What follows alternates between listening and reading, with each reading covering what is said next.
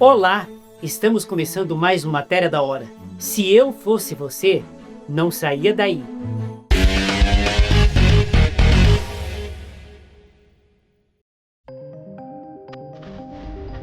Ela faz parte da Academia Feminina de Letras e Artes de Jundiaí. Ela é escritora, atriz, produtora de cinema, roteirista. Tem uma história linda, tem vários livros publicados. Eu estou falando de quem? De Persília Martenhau. Nossa, eu estou muito feliz por fazer parte do programa de vocês e estar tendo essa oportunidade. Muito obrigada, meu amigo. Nós aqui do Portal Tudo TV estamos felizes em te receber. E vamos começar com aquela pergunta básica, Persília. Você nasceu onde? Eu nasci em Jundiaí. Jundiaí. E você cresceu, toda a tua formação foi em Jundiaí? Sim, foi em Jundiaí. Eu sei que você tem uma história muito longa de várias atividades, mas eu quero começar com o teatro. Como foi que a Persília descobriu que era atriz? Como que foi o chamado para trabalhar em teatro? Então, a arte está em mim desde quando eu era criança. Eu me lembro que ainda na escola, eu tinha uns 8 anos, mais ou menos, de idade, e eu já interpretava textos. Eu já chegava na frente da classe, já falava alguns textos, já decorava antes, e isso me dava muito prazer. E com 10 anos, eu escrevi a minha primeira peça, e atuei nessa peça, e a gente montou com o pessoal da classe, gente, foi muito bacana. A escola toda se envolveu e eu tinha 10 anos na época, então já estava dentro de mim o teatro.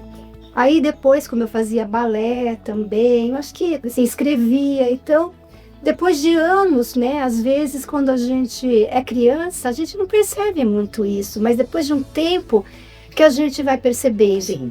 E o tempo passou, né? Eu cursei psicologia. Sim. E a gente que faz psicologia E uma compreensão geral do todo, né? E ajuda muito no teatro, né? Sim, principalmente. Então, e é importante a gente fazer terapia também. E na terapia, nos meus sonhos se revelava essa necessidade de eu voltar para a arte. Né? Foi um momento que até meu psicólogo me orientou, porque meu sonho estava indicando para isso. Né? Aí eu voltei a fazer teatro, mas aí eu busquei um curso. Eu vim para São Paulo, comecei a fazer um curso de teatro com o Sebastião Apolônio, e ele me deu a primeira oportunidade na carreira como profissional. Foi quando a gente se conheceu. Nossa, foi em 1997, foi sua primeira peça profissional. Minha primeira peça profissional. Mas então, antes de você entrar no teatro, que veio toda aquela fase da escola, do colégio, você cursou psicologia clínica. Sim. A tua formação é na área clínica. Isso, a minha... E você fez especialização em quê? Em psicopatologia e psicossomática. Que interessante. E atualmente você exerce essa função? Eu tento juntar a psicologia e a arte, porque uma acrescenta muito a outra. Sim, elas estão muito... É impressionante como a psicologia está ligada com tudo, né? Com o ser humano, porque o teatro faz você conhecer o ser humano como um todo. E a psicologia é um complemento que dá um elemento a mais. Você vai além do superficial, né? Sim, e você entende bastante isso, porque você também é psicólogo, né? Sim, eu também sou clínico com a formação em Freud mesmo, freudiano mesmo.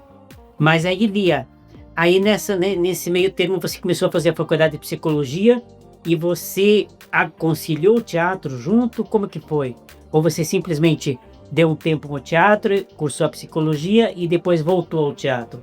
Então, eu cursei a psicologia e aí, cursando a psicologia, quando o meu terapeuta, o meu psicólogo me orientou para isso, eu comecei a buscar alguma coisa nessa área.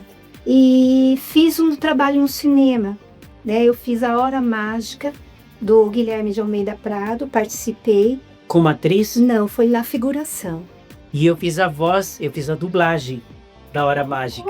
Eu fiz a voz do galã, que era o Raul Gazola, que na história original ele tinha uma voz muito feinha, muito fininha, e eu faço a voz feinha dele. A minha voz é feinha, caricata. Então, assim, você fala assim do Raul Gazola, agora me veio uma lembrança muito boa. Aí, durante as filmagens, eu conversei com ele. E aí ele falou para mim, ele falou assim, olha, se você quer seguir isso como profissão, vai estudar. Estude teatro, se profissionalize, que o caminho é esse. E aí aquilo me deu aquele clique. Daí que eu fui buscar um curso, né, E foi conversar logo com o Sebastião Apolônio, que é um dos maiores nomes do teatro brasileiro. O homem tem uma história incrível. Mas engraçado a nossa vida, como está entrelaçada. Eu não sabia da história da Hora Mágica, que você tinha feito Hora Mágica. Olha só. Olha. Então, e aí você entrou, aí você deixou a psicologia de lado um pouco e entrou de cabeça no teatro, foi isso? Ou você conciliou as duas coisas?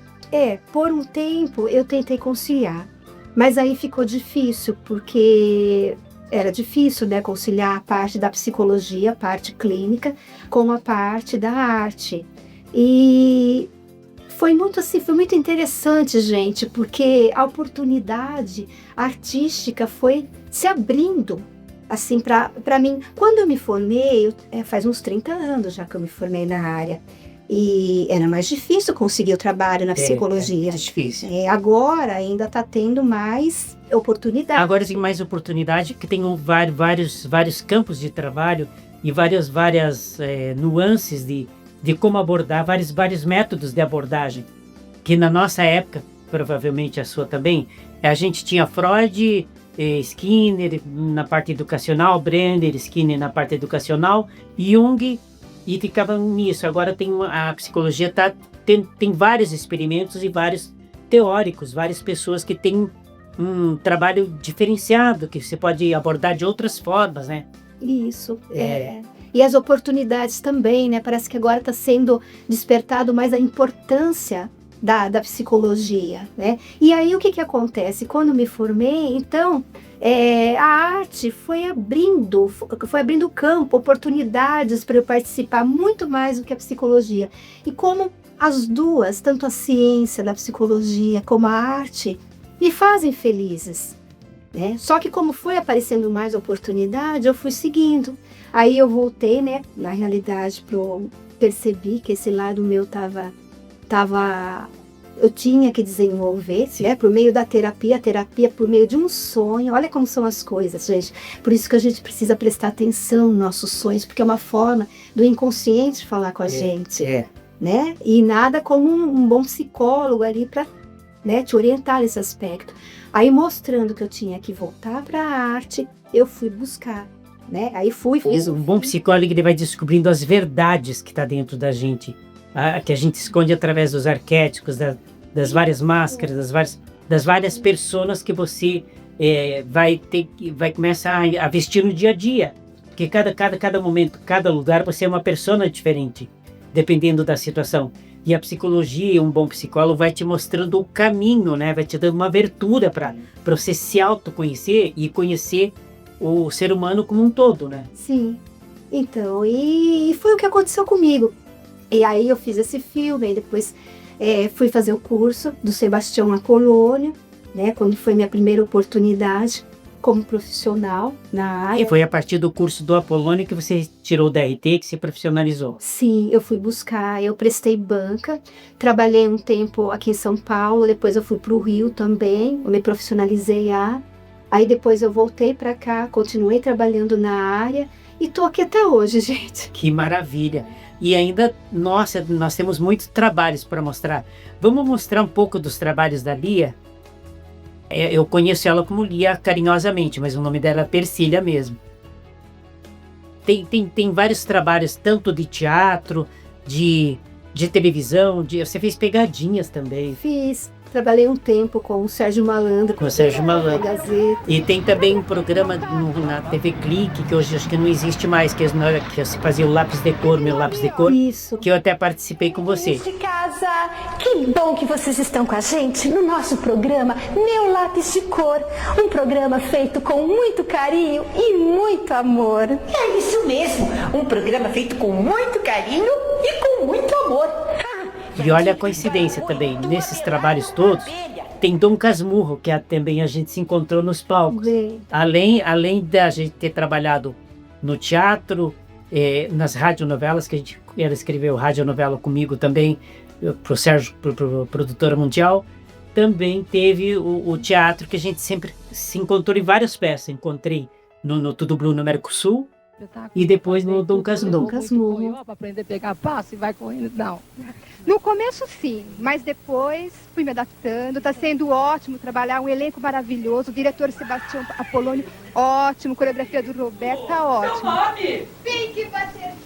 O que você vai fazer, meu amor? Eu vou apresentar a dança da borboleta. Oi, achei que fosse da mariposa. Que trabalhos maravilhosos, né, Persília? Tem todo um... A gente viaja no tempo, né? E agora eu queria saber de você, como que começou a escritora? A escritora, você já deu uma pista que foi desde a infância, que você escreveu a primeira peça de teatro, que você participou. Mas depois, como é que foi você, escritora, adaptadora de texto e criadora? Porque você faz parte da Academia Feminina de Letras e Artes de Jundiaí. Como que foi esse processo? Então, na realidade, esse lado meu como escritora foi resgatado também pela própria necessidade, né, da criação. Então, voltando na experiência como psicóloga, eu visitava empresas e muitas vezes, conversando com os administradores, eles colocavam, né, que eles tinham uma determinada questão que eles queriam trabalhar com o grupo, por meio do teatro. E eu fazia, assim, por exemplo, eu vi o que estava acontecendo. Aí entrava o meu lado de psicóloga, todo lado de pesquisar o trabalho de campo mesmo, e em cima disso escrevia um texto, apresentava, né, para o administrador ou para a gerência que fosse, e aí a gente começava a ensaiar. Foi quando a gente fez, né, eu digo a gente, porque sempre tive o apoio também do meu marido, né, o Eliseu Pancotto, que sempre trabalhou na parte técnica aí, na parte da produção também. Então a gente escrevia uma peça de teatro, apresentava, né, para a gerência, e aí a gente criou a Companhia Teatral Educativa, né, que veio também nesse aspecto, que eram atores, inclusive, também tem uma história muito bonita, gente. Porque eram alunos de uma ONG, na qual eu entrei primeiramente como psicóloga. Aí depois eu apresentei um trabalho de teatro, né, para a gerência. Então a gente montou, né, esse grupo. E aí depois a gente montou a CIA Educativa. E alguns desses atores, inclusive, que na época começaram muito jovens, se profissionalizaram também. Hoje tem uma grade de trabalho. E a produção de teatro, você também produzia para a escola, teatro escola? Para a escola. Foi até o Alberto Caeiro, que é um heterônimo do Fernando Pessoa, que eu dirigi. Sim. Eu esqueci o nome do título da peça agora. Era Fernando Pessoa, o Poeta da Natureza. Não, era a Fernando Pessoa e Alberto Caeiro, o Poeta da Natureza. Exatamente, foi com a Sônia Ferreira e o Renato Alves, que são dois atores brilhantes também. E ganhamos o Festival de Teatro de Jundiaí com essa espetáculo. Olha, muito bom. E o texto, você escreve muito bem, eu sou suspeito de falar, porque todo o teu trabalho é tudo muito bem minucioso.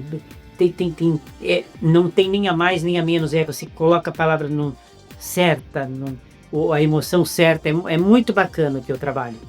E agora me fale da Academia Feminina de Letras de Jundiaí. Como que foi? Você foi convidada? Como é que você chegou nessa academia e quantos livros você lançou por lá? Então, eu participo de academia desde quando eu era criança. Primeiro eu entrei na Academia Infantil de Letras e Artes de Jundiaí, que foi fundada pela Olga de Brito, né? E aí depois de um tempo, eu fiquei adolescente, aí fui para a Academia Juvenil de Letras e Artes de Jundiaí, que a própria dona Olga, ela me indicou para a Academia Juvenil, que foi fundada pela dona Luísa da Silva Rocha Rafael. E depois de um tempo também, quando eu soube, né, que a Academia Feminina de Letras e Artes de Jundiaí estava com vagas abertas, né, para algumas cadeiras. Gente, eu não acreditei. Eu falei, meu Deus, Academia Feminina de Letras e Artes de Jundiaí, da qual a dona Olga fazia parte, a dona Luísa. Então, pessoas assim que me tocavam muito na minha infância, que me ajudaram bastante na carreira. Eu queria entrar, né? Aí apresentei um trabalho, né? Aí graças a Julia Raiman, Sim. né, que ela também me incentivou a entrar. E eu fui aprovada e hoje eu sou muito feliz, porque eu sou uma das acadêmicas. E servindo de exemplo para outras pessoas, com certeza, assim como essas senhoras, para servir de exemplo para você. Eu acho que tudo na vida a gente se espelha em alguém para seguir tanto a carreira de ator, de escritor. Sempre tem uma pessoa que serve de inspiração. Sim. Provavelmente você deve estar servindo de inspiração para muita gente de Jundiaí e do Brasil que acompanha o seu trabalho. E é muito legal isso. E qual o livro que você tem? Você tem alguma coisa para mostrar para gente? Se é alguma coletânea? Sim, todo ano a gente procura lançar uma coletânea. O que eu tenho aqui em mãos agora é a coletânea da Flage de 2023. Mas nós já estamos correndo atrás também de lançarmos agora em 2025 a nova coletânea da Flage. E esse ano aconteceu assim, uma coisa muito bonita, porque eu pude escrever um roteiro para um filme, né, e produzir também com algumas acadêmicas. Teve uma ONG lá, aliás, tem uma ONG em Jundiaí, que faz um trabalho muito bonito na área de cinema, é a ONG Vida.com, que deu essa oportunidade. Eles têm um curso muito bacana que chama Cinema e Literatura. E faz anos que eu quero fazer esse curso. E graças a Deus, esse ano deu certo de fazer. Aí o que eles fazem? A gente leva, né, um livro editado e aí o grupo escolhe, né, qual livro que vai escolher para montar um filme. E eu tive a alegria de apresentar uma coletânea de 2017 que tinha um conto meu e a equipe ali dos alunos abraçou a minha ideia e nós produzimos um filme. Então o filme foi produzido em cima do seu conto. Aí você fez o roteiro. Aí eu fiz o roteiro, fiz a produção também. Foi a minha primeira experiência como produtora de cinema. Eu nunca tinha feito passado por essa oportunidade, não tinha tido essa oportunidade. E aí eu convidei algumas amigas, né, algumas acadêmicas, a Julia Raiman, a Marilza Spetroni, que aliás, gente, tem um ateliê lindíssimo lá em Jundiaí. E como é o nome do filme? É A Senhora. Inclusive, a Valéria Gomes também, que é a presidente da nossa academia, também está nesse filme também. E como que a gente faz para ver esse filme? Está disponível em alguma plataforma?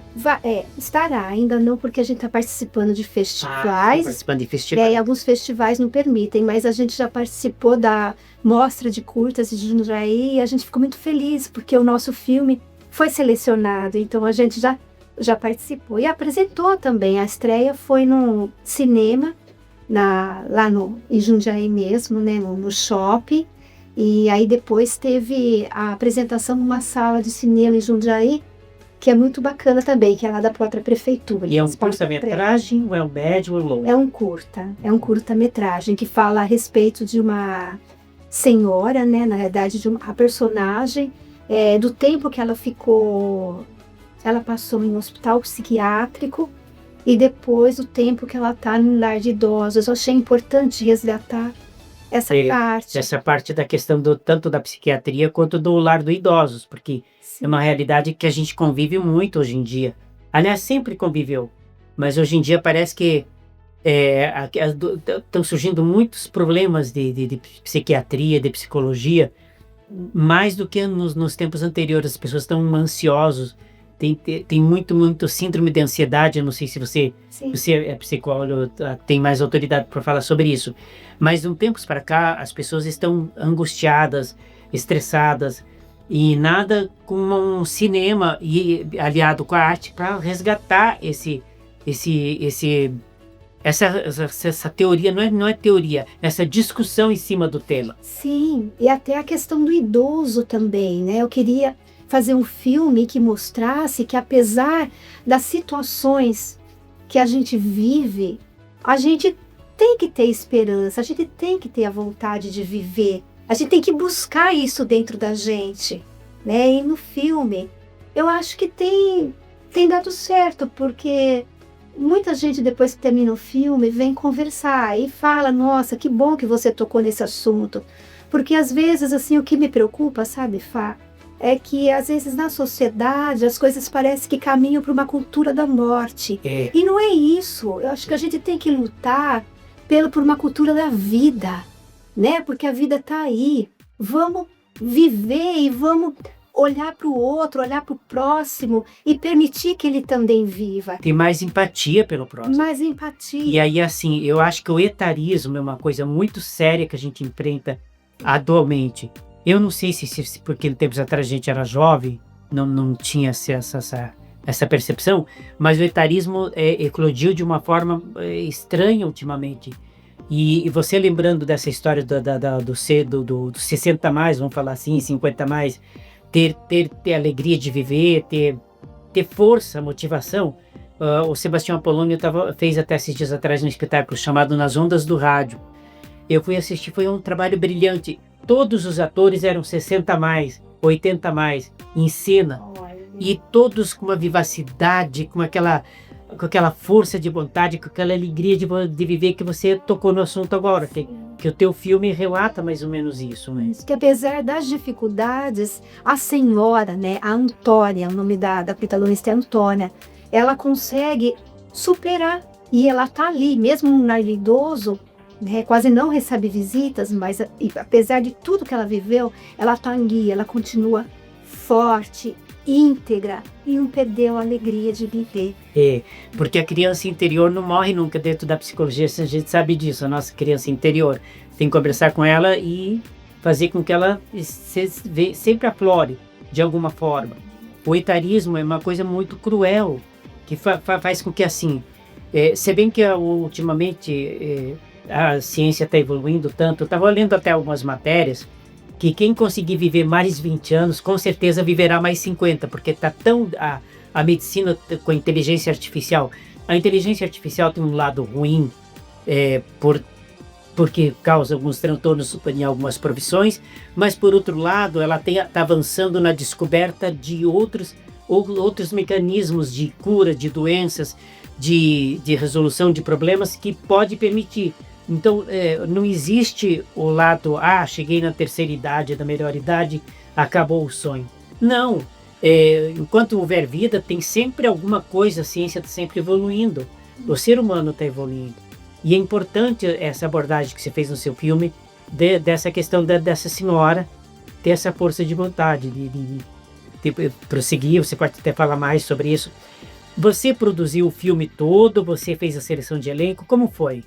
Então, foi uma equipe, né? Foi uma equipe, eu também participo dessa equipe, mas foi, assim, em grande parte também pelo apoio, né, dessa ONG, que é Vida.com, tendo o grande cineasta, ele também é diretor, ele é publicitário, Carlos Zaik à frente, né, que ele desenvolve há um tempo já na cidade todo esse trabalho. Né, quem quiser conhecer mais é só buscar as páginas dele, né, da ONG, ONGVida.com.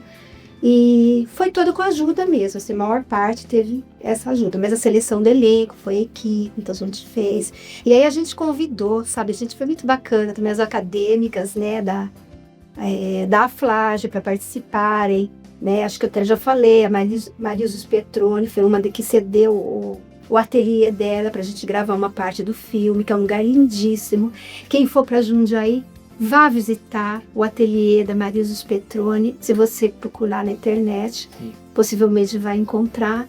E aí, assim, a nossa Academia da Feminina de Letras e Artes de Jundiaí, nós somos, assim, um grupo de mulheres que a gente é bem unida, sabe? Uma procura... E pelo que você conta, bem atuante. Atuante. E lá nós temos escritoras, musicistas, artista plástica, bailarinas. Então, assim, nossa, e uma torce pelo sucesso da outra, porque a gente sabe que uma tendo sucesso vai estar levando o nome da academia, né, assim, sempre se apoiando, sim, né? É uma das academias assim mais antigas do Brasil, inclusive. Eu queria só tocar uma coisa que passou meio batido.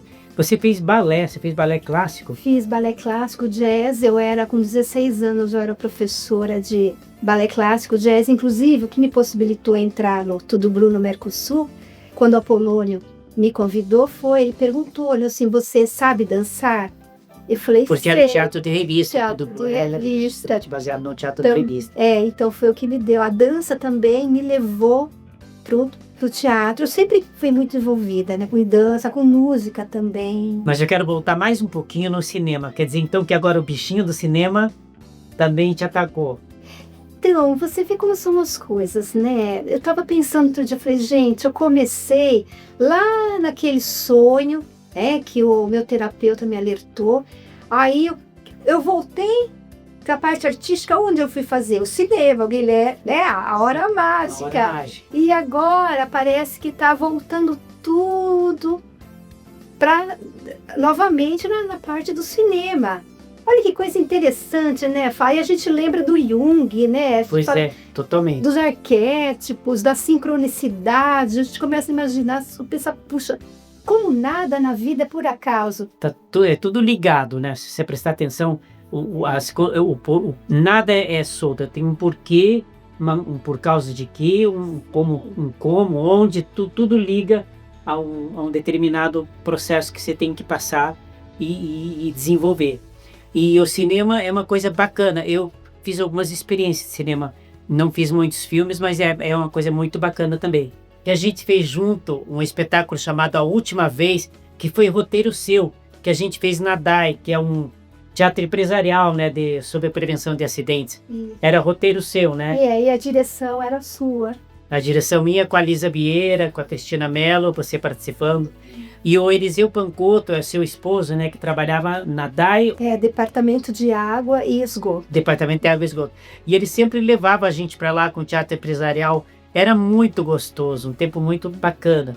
Então, para você ver, a nossa vida está entrelaçada de vários setores, tanto no teatro, no cinema, no rádio e até teatro empresarial. Mas você também trabalhou em radionovela, como atriz de radionovela e escritora, com o Sérgio Luiz da Mundial Produções. Sim, também trabalhei na radionovela, foi uma experiência maravilhosa, porque eu só conhecia a radionovela, gente, do que minha mãe falava. Até o momento eu não sabia o que era, mas eu cresci sabendo da radionovela por meio da minha mãe, que minha mãe ouvia muita radionovela. Ela ia muita fotonovela também. Eu já te conhecia pelas fotos novelas que minha mãe guardava, a revista e mostrava. Eu queria saber se você tem mais algum detalhe que queira acrescentar, caso eu tenha esquecido, porque a história dela é tão rica e é tão cheia de nuances que às vezes pode passar batido. Tem alguma coisa que você queira acrescentar, que eu não tenha falado? Então, só no aspecto do cinema. Eu trabalhei também no cinema como atriz, nos filmes do Vicentini Gomes, ela é um grande cineasta também, e eu fiz, o filme Cadê Meu Ônibus, que nós gravamos também numa outra cidade, em Presidente Prudente, e mais uns outros trabalhos nos quais eu tive oportunidade. Então, antes também. você já tinha experiência da Hora Mágica e desse outro filme também. E na TV também eu participei, tive algumas participações em novelas também, aí no SBT Esmeralda, fiz alguma coisa da Record, na Record também. Então, a minha vida é assim, gente, eu só tenho a agradecer a Deus, porque às vezes eu penso, meu Deus, como é que Deus me dá a oportunidade de colocar tanta gente boa na minha vida. E não tem uma pessoa que não tem um carinho por você, tanto no teatro quanto no cinema, por onde você passou, todo mundo que te conhece de alguma forma fala, nossa, a Lia é tão doce, tão meiga. Você é assim com os seus pacientes na psicologia, quando está fazendo um diagnóstico, como você é? Olha, na psicologia a gente aprende que as coisas não são pessoais, né? A gente está ali para a gente poder ajudar a outra pessoa, né? A pessoa a se descobrir. Então eu tento ser assim, né? Claro que assim, no dia a dia, não como psicóloga, mas no dia a dia, porque a gente também tem emoções, viu, gente? Porque às vezes a pessoa confunde, né? A pessoa fala assim, é psicólogo, então não pode não pode sentir nada. A gente sente sim. A gente às vezes sente raiva, sente frustração, mas é importante que a gente entenda, que o outro entenda também que isso é ser humano, né? Tudo vai ser o quê? A gente tem que saber como lidar com essa situação, Claro. né? E procurar a trabalhar isso dentro da gente de uma forma construtiva. E agir com coerência dentro da situação que se apresenta, né? E tomem cuidado, porque o psicólogo olha pra gente, olha pra você, faz um diagnóstico completo de tudo. Pra gente não funciona, mas para os outros funciona lindamente. Tô brincando. Lia, quer acrescentar mais alguma coisa? Como que a gente encontra você nas redes sociais? Telefonema, carta, e-mail, fumaça? Como que a gente faz para te encontrar? Eu tenho uma página no Instagram, @Persília Mattenhauer. Gente, eu assumi agora meu nome, né? Verdade. Na realidade, ele não é que eu assumi, sempre foi meu nome. É que como eu sempre fiz muitas coisas, né? Eu assumi o Persília Mattenhauer como escritora. E o Lia Campos, porque Lia era um apelido meu, né? E o Campos, porque a minha avó materna era Leme do Prado. Então Prado virou Campos, tal. Mas aí eu pensei assim, vamos juntar tudo no meu nome só, meu nome verdadeiro. Vamos no Persília Mattenhauer entrar a atriz, a escritora, a psicóloga, né? Tudo que eu sou, porque faz parte... É o seu nome, na verdade, é a sua identidade. Sim, aí eu pensei assim, não, eu vou assumir o meu nome como um todo, né? Acho que eu tô chegando... Dentro da psicologia holística, o nome da gente é a identidade que a gente tem. A gente tem que assumir o que é a identidade que a gente tem, né? Então, e aí eu lembrei também do Jung, a individuação. Eu falei, vamos olhar essa parte aí da individuação. E eu tô feliz, que bom. É um nome diferente para o teatro, para o dia a dia. Lia é mais prático porque as pessoas guardam mais rapidamente do que Persília Mattenhauer. É mais difícil, mas é um nome pomposo, é alemão, né? Você é descendente de alemão. Sou descendente de alemão, italiano, português. A mistura. É Bertolini. Brasil é plural, né? Tem várias raças misturadas. Italiano é o Bertolini. E o português é Leme do Prado. O alemão é Mattenhauer e tem o Berstecher. Mattenhauer, posso estar falando uma besteira da minha vida. Não quer dizer campo? Campo, E você, olha, mais uma coisa, quando eu escolhi Campos, por causa do Prado, Leme do Prado. Sim. Mas depois eu descobri que o Matten quer dizer Campos. Inconsciente coletivo. Você está aqui gritando, né? Então, Persília, como que a gente encontra você? Você continua produzindo espetáculo para vender para escola, para quem queira comprar nos teatros aí?